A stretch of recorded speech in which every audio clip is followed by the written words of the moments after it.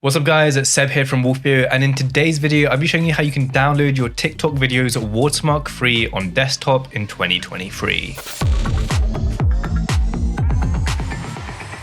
Alright guys, so we're going to make this as quick as possible. So first things first, head over to the TikTok account / video you want to download. Once you're on an account, just click on any video, and then what you want to do is click on copy link.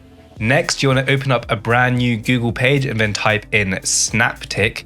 And then you want to click on the first link, snaptic.app, or you can just click on the link in the description down below. It'll take you straight to this website. From here, all you want to do is click on the paste button, press allow, and then press download. It's now going to load. It's going to give you download server 1 or server 2. Essentially, it's just two options to download your video because sometimes server 1 doesn't work, sometimes server 2 doesn't work. So click on download. It's now going to load it up. We're going to press save. It's now downloaded our video. We're going to go ahead and open it up.